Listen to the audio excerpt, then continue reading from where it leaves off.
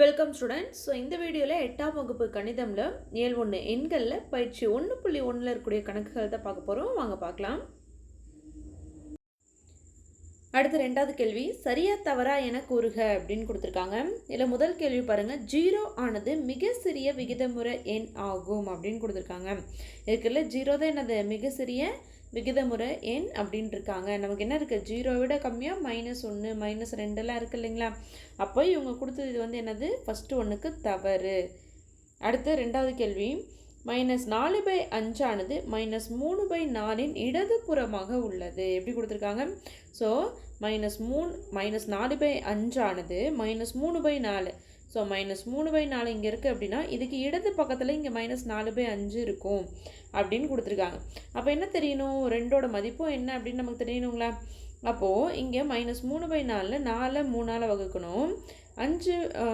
4/5 அப்படின்னா 5 4ஆல் வகுக்கணும் அப்படி தானே அர்த்தம். ஸோ நமக்கு மைனஸில் இருக்குது, நமக்கு கிடைக்கக்கூடிய ஆன்சர் மைனஸில் போட்டுக்கலாங்களா. 4ஆம் வாய்ப்பாடில் 3 வராது, அப்போ புள்ளி வச்சு ஒரு 0 போட்டுப்போம்.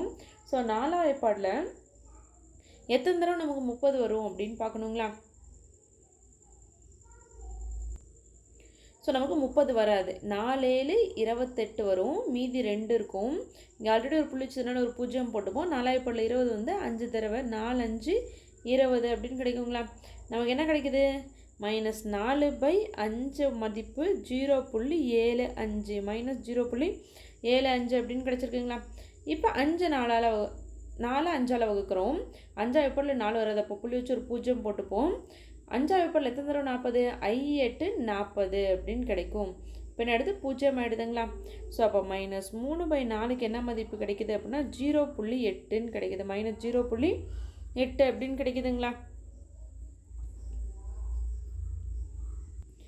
அப்போது நம்ம என்ன பார்த்தோம், -3/4க்கு இடது பக்கத்தில் -4/5 இருக்குன்னு பார்த்தோங்களா. இதோட மதிப்பு -0.8, இதோட மதிப்பு -0.75ங்களா.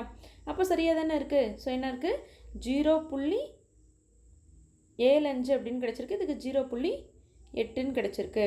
அப்போ என்ன இருக்குது, இடதுபுறமாக தான் உள்ளது. அப்போ இது வந்து சரி.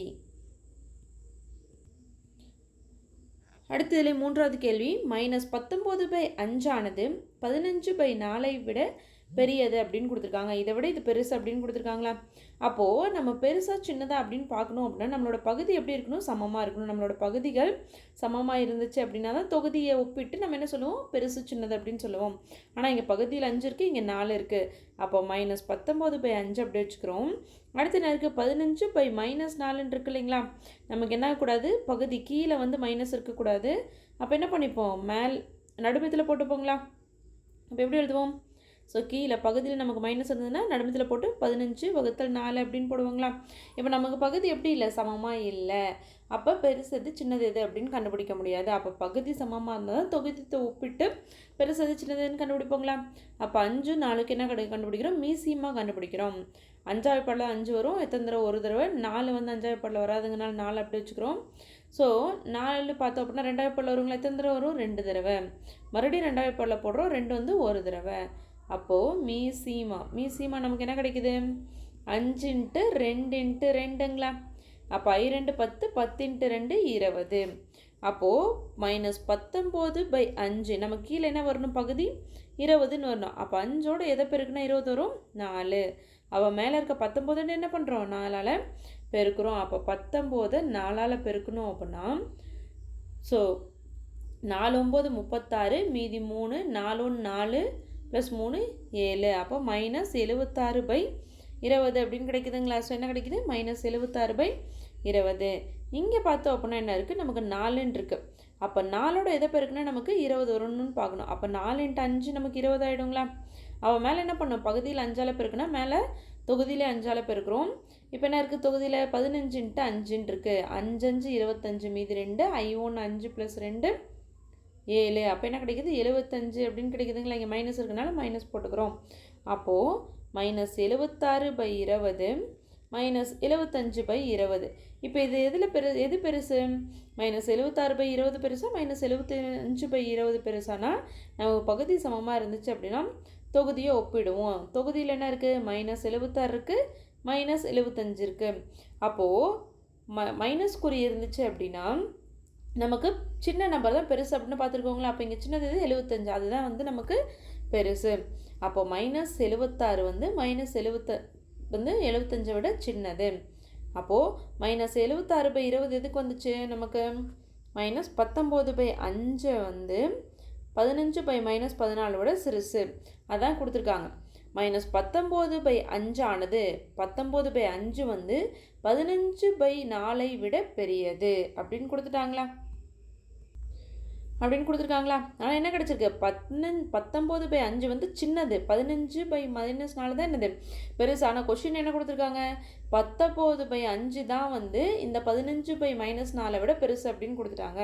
அப்போ இதுக்கு ஆன்சர் வந்து தவறு. நமக்கு என்ன கிடச்சிருக்கு? 15/-4 தான் பெருசு. அடுத்து 4வது கேள்வி, இரு விகிதமுறை எண்களின் சராசரியானது அவற்றுக்கிடையே அமையும் அப்படின்னு கொடுத்துருக்காங்களா? கரெக்டு தான். ஸோ 2 என்னோட சராசரி கண்டுபிடிக்கணும்னு வச்சுக்கோங்களேன். இப்போ 4 + 5 சராசரி கண்டுபிடிச்சோன்னா என்ன பண்ணுவோம்?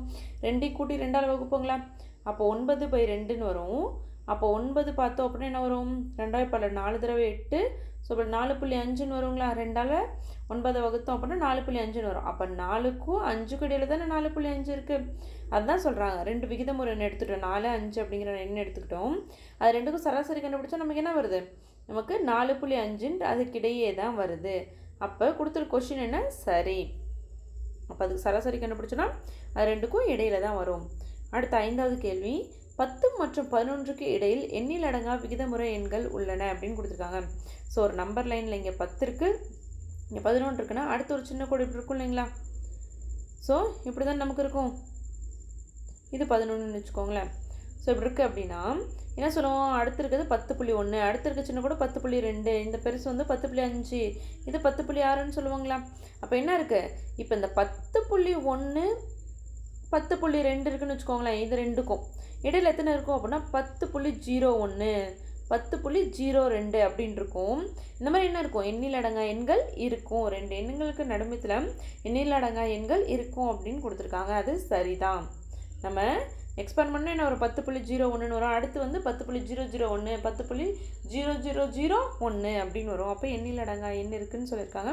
அப்போ இந்த கேள்விக்கான பதில் சரிதான். இந்த வீடியோவில் உங்களுக்கு எதாவது டவுட் இருந்துச்சு அப்படின்னா கமெண்டில் கேளுங்க. தேங்க்ஸ் ஃபார் வாட்சிங்.